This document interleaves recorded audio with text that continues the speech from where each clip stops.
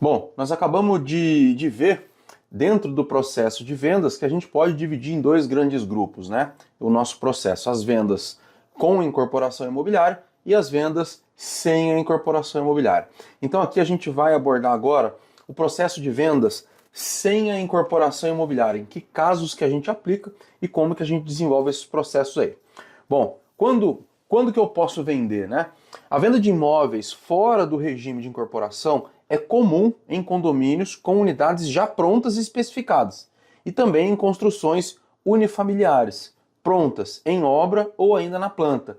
Então olha aqui a diferença. No caso dos condomínios, o condomínio tem que estar pronto, né? E a gente tem que ter pronto aqui a especificação e a instituição do condomínio. Então, o prédio de apartamentos ou de salas comerciais tem que estar pronto, a obra tem que estar entregue, tem que ter lá o ABITSE, o auto de vistoria do Corpo de Bombeiros, a CND, da Receita Federal, tudo que a gente já viu até agora.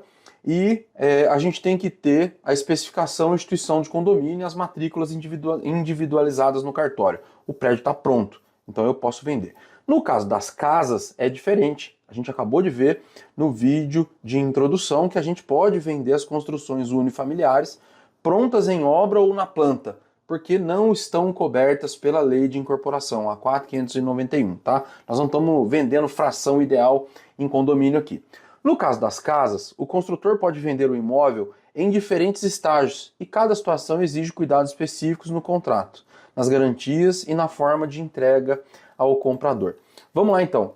São esses 4 casos aí. O condomínio pronto, como nós acabamos de dizer, e vale reforçar aqui, tá? Pronto quer dizer obra pronta, com ABITS, licença do bombeiro, CND, especificação e instituição de condomínio no cartório, matrículas individualizadas. Pronto, só para a gente concluir a venda. A casa pronta, o que quer dizer casa pronta, né? Averbada, com a documentação certinha lá. A casa na planta, que ainda não começou a ser construída, e a casa em construção. A gente vai falar de cada um deles aqui, tá? No caso do condomínio pronto, quando o prédio já está construído, com a obra averbada e a instituição e especificação de condomínio registradas, a venda pode ser feita por meio de escritura pública, diretamente ao comprador. Você não precisa de um contrato para poder fazer essa venda. É praticamente igual à venda de um imóvel usado, tá? Claro que seria interessante fazer um contrato para a gente poder fazer diligência, né? A aquisição de um imóvel pronto requer alguns cuidados, principalmente com relação à diligência, de ir lá dar uma olhada no imóvel, levantar a documentação, ver como é que tá, se não tem nada gravado na matrícula, não antecipar dinheiro em hipótese nenhuma se o imóvel, para quem está comprando, tá? Se a gente não fez ali a devida diligência e as verificações no imóvel. Cada unidade autônoma já possui matrícula individual, permitindo uma operação simples e segura. É fundamental confirmar que a instituição do condomínio esteja devidamente registrada antes de iniciar as vendas. E tem muito construtor que faz isso, tá? Conheço alguns construtores que preferem construir o condomínio e depois lançar vendas. Aí é a opção, o plano de negócio, a abordagem de cada um quanto ao negócio. Então, uma coisa aqui que a gente deve ficar atento, tá? Com relação ao financiamento, seja ele qual for. Então, quem vai comprar precisa ter ou o recurso todo disponível ou uma parte do recurso e financiar o restante. Como que funciona isso e como que eu opero as minhas unidades prontas aqui? Eu vendi uma unidade pronta usada minha há pouco tempo atrás. A gente encontra o cliente chega até a gente de alguma forma, a gente tem lá o preço do imóvel, esse cliente ele tem geralmente um dinheiro para poder dar de sinal e o restante ele vai levar a financiamento. Essa é uma modalidade, tá? Como que isso pode ser feito e como que eu faço? Eu levo primeiro a um correspondente bancário, pessoal que trabalha em banco na Caixa ou outros bancos aí, é de fácil acesso, o trabalho do correspondente é gratuito. Esse correspondente vai fazer uma análise de crédito com esse cliente, tá? E vai verificar se ele tem condições de financiamento. Então ele vai fazer uma análise do imóvel, vai definir quanto que esse cliente deveria dar de entrada e o quanto que ele vai financiar e se a renda dele está apta para isso. Porque muitas vezes o cara tem o valor da entrada, mas não tem renda para financiar e o financiamento não sai. Por que isso é importante? Para que a gente não pegue dinheiro antecipado e use o dinheiro, tá? Isso acontece, tá, pessoal? Ah, então tô felizão aqui, arrumei um cliente, o cara tem metade do valor para poder dar de entrada, mas chega na hora do banco, não consegue financiar, o negócio não vai ser concluído e você vai ficar em situação. Então não faça isso, tá ok? Uma outra forma de vender o imóvel pronto, que também é comum, tá? É a venda com cláusula resolutiva, em que ele faz o financiamento direto com você. Como que funciona isso? E eu também tenho vendas assim, tá? Então, o cliente, o interessado, vem até a gente, olha, eu tenho um valor aqui, o apartamento, sei lá, está à venda por R$ 200.000, tá? E ele tem lá 50 mil para dar de entrada e vai parcelar o restante contigo, os outros R$ 150.000. Vocês definem como que esse valor vai ser financiado, você define as regras de financiamento dentro das regras de mercado, né? Com quem está comprando, e isso vai para a escritura e depois para a matrícula, e fica como cláusula resolutiva. Então você faz o financiamento para quem está comprando. Isso é perfeitamente legal, tá? A pessoa que está comprando, então, vai ter gravado na matrícula lá que ele precisa quitar aquele imóvel para poder desvincular essa obrigação. Então, quando ele termina de fazer o pagamento, ele leva até o cartório a quitação e o cartório livra aquela gravação da matrícula do imóvel, tá? Essa é uma cláusula resolutiva. Se a pessoa que está comprando deixar de pagar, então você consegue recuperar o imóvel. É muito parecido com a operação do banco, tá? Então é uma forma também de fazer vendas. Eu já fiz e faço vendas dessa forma, também utilizo o banco para poder fazer financiamentos. E também a gente tem a modalidade do consórcio, que é uma outra maneira de financiar o saldo de quem está comprando, tá? Então, o que é importante aqui no final da história? De que maneira que você vai fazer o financiamento desse imóvel pronto? E o imóvel estando pronto, ele entra como garantia lá no financiamento. Então, se ele vai usar um consórcio, o consórcio compra esse imóvel, o imóvel passa a ficar como garantia. O banco a mesma coisa, o banco compra o imóvel e ele passa a ficar com garantia. Nos dois casos, quando o consórcio faz o pagamento, faz direto na nossa conta, a gente paga um imposto depois e tá tudo certo aí no processo de vendas, tá ok? Então a gente tem a casa pronta.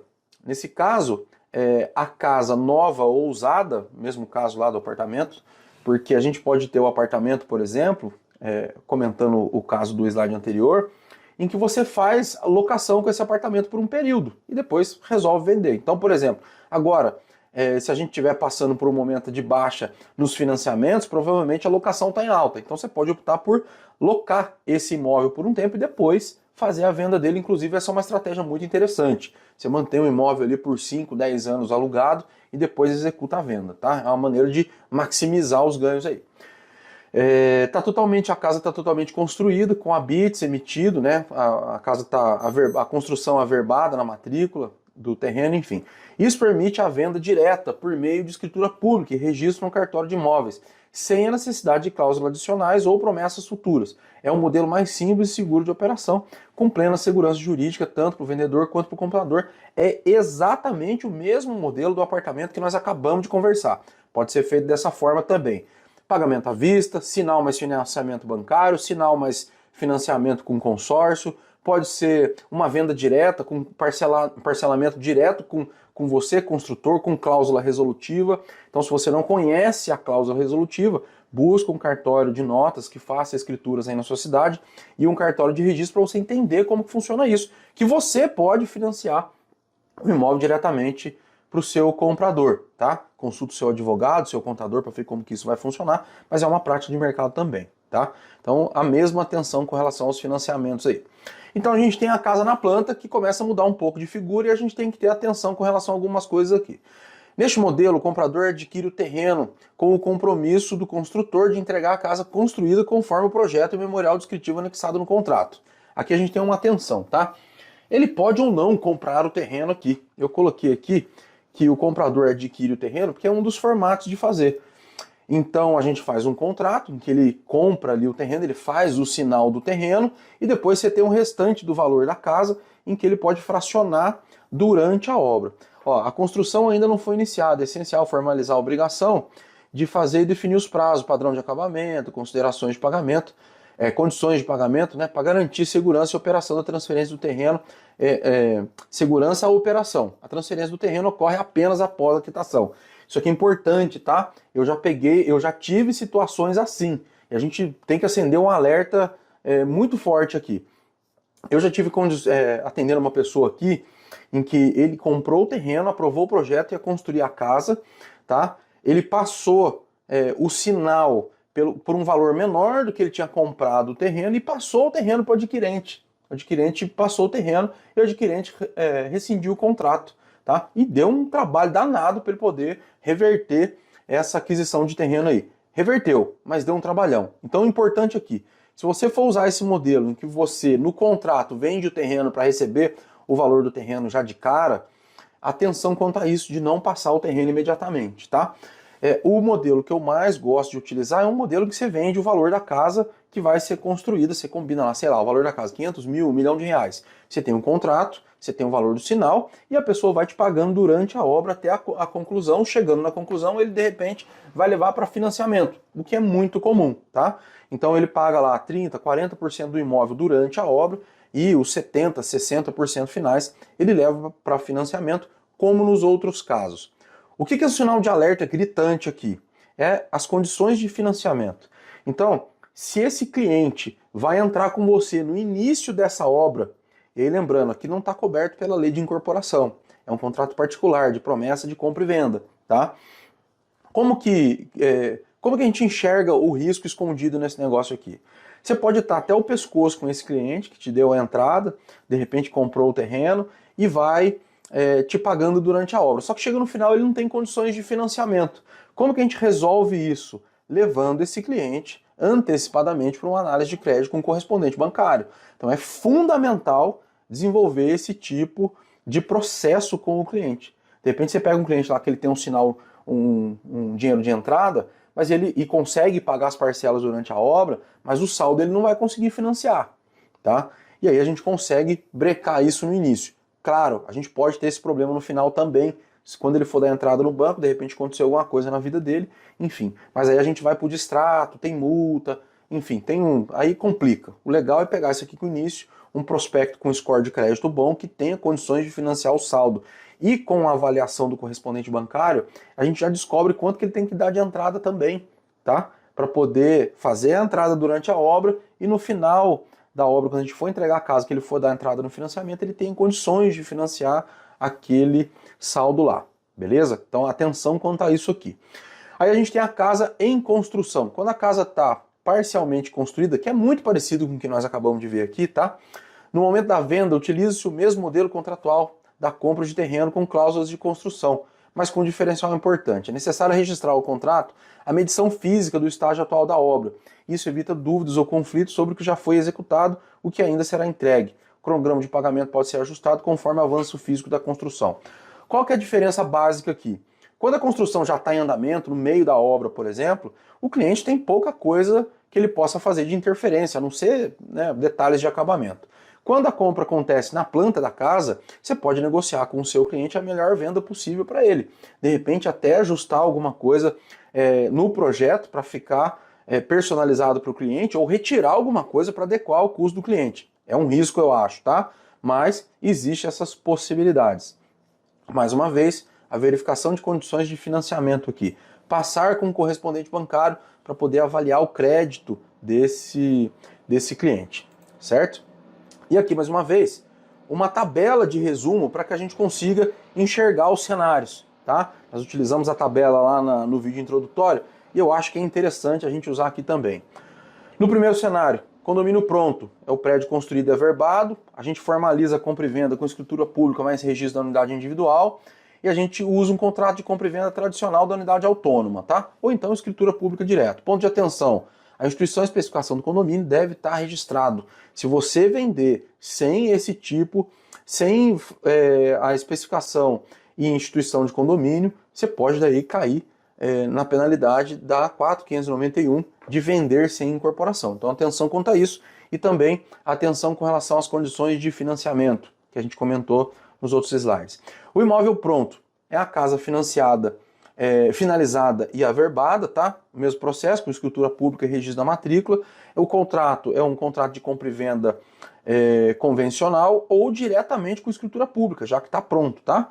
E aqui a gente tem total segurança jurídica, é um modelo de venda mais simples que existe, porque não tem adesão lá, porque mesmo o condomínio estando pronto, né, quem compra faz adesão a convenção de condomínio, enfim, é uma venda, tem um pouquinho mais de complexidade, apesar de ser muito parecido. Casa na planta, a obra ainda não está iniciada, é um contrato com obrigação de fazer mais memorial descritivo. Então, nesse caso da formalização, a gente precisa de um contrato com obrigação de fazer, com prazo de entregar a casa, mais um memorial descritivo de como que vai ficar a casa, né? Em termos de acabamento, enfim, como que vai ser. A compra do terreno mais cláusulas de construção, a gente pode tirar essa compra de terreno e deixar só cláusulas de construção, não transferir o terreno antes da quitação total da obra, tá? E aqui também atenção quanto ao financiamento, se houver financiamento, tá? É lógico que a transferência do terreno ocorre só se o pagamento for à vista. A obra já iniciada, é a casa em construção, já está parcialmente pronta. A formalização é com um contrato, medição física do estágio da obra e o tipo de contrato igual ao anterior, mais cláusula de medição e avanço de obra, né? O que já foi entregue aí. Vocês vão observar que nesse caso não tem o memorial descritivo. Por quê? Porque a obra já está iniciada, tá? A gente já tem um planejamento de execução daquela obra, já comprou materiais, de repente está na fase de acabamento, então não tem a promessa do como vai ser. Vai ser da maneira que você planejou, tá? Definiu que já foi executado para evitar conflitos. Então acho que essa tabela ajuda a gente a enxergar os diversos tipos de compra direta sem a incorporação imobiliária, tá bom? Por agora era isso. Valeu, obrigado, deixa aqui os seus comentários e até a próxima aula.